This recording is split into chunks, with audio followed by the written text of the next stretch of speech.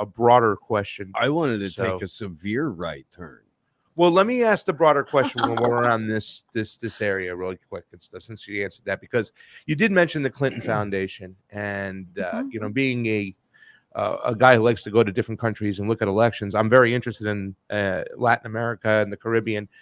What ties did Epstein have getting involved with the Clinton Foundation in Haiti? Because there's always rumors that Haiti and what the Clinton Foundation did to it was on purpose to keep it very unstable. And there's rumors or things that why they want to keep Haiti very destabled. And I don't want to go too deep into that, but a lot of people would say that some It's younger where the lizard babies people are getting their unvaxxed kid adrenochrome from. Thank you. That's basically what what I'm trying the to- suggestion is. Well, is yeah. that this is the baby farm for where the Yes. unvaxxed adrenochrome kids Okay. Yes. So I don't really follow. I just sort of talk about Epstein and the origins of the Clinton Foundation, because that's what the most evidence that's where the most evidence is about his relationship to that and the Clinton Global Initiative, which I think was like 2006 when that started.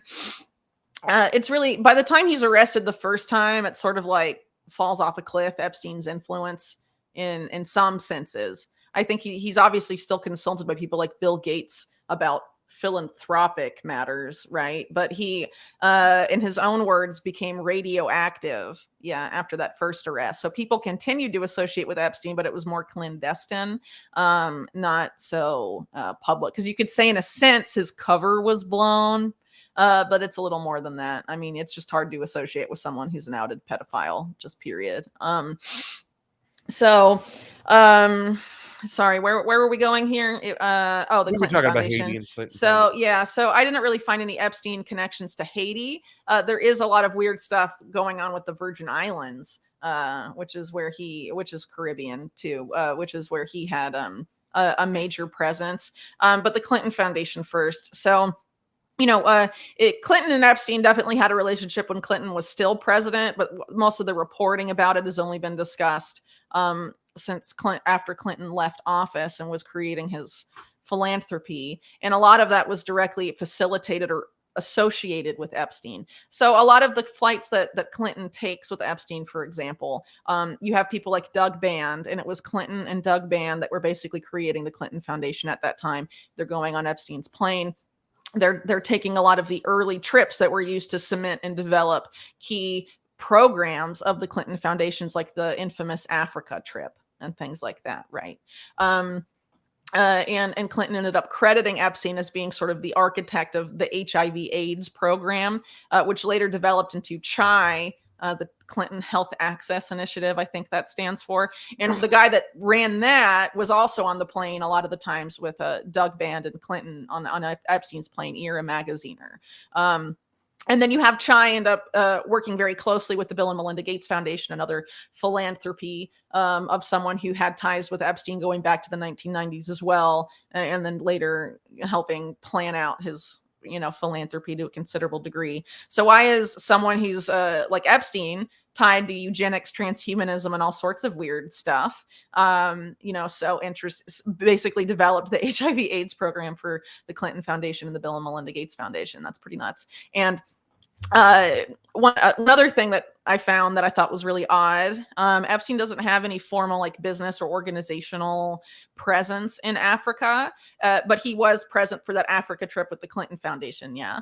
And he said, Epstein did in a 2012 like official testimony, that he does a lot of work in Africa and sees it as the perfect place to experiment, whatever that means.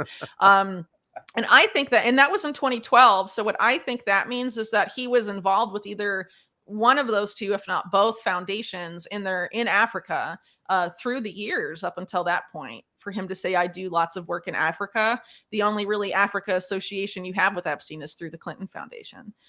So I think his involvement in the Clinton Foundation is considerable, and his defense lawyers, the first time around in 2006 and 2007, argued that he was part of the core group that created the Clinton Global Initiative.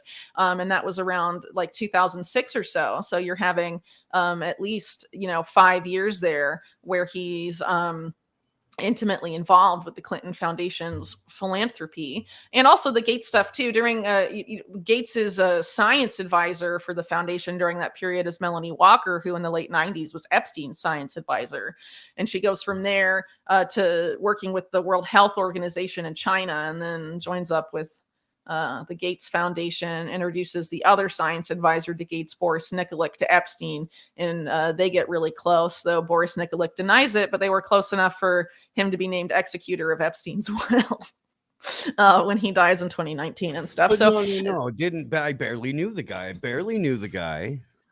He just wants me to oversee all his stuff in death. I hardly know him. He noticed I was tidy. I guess he figured. I am shocked that he named me. So that was the reaction. Yeah. What a coincidence. That's insane. Hey.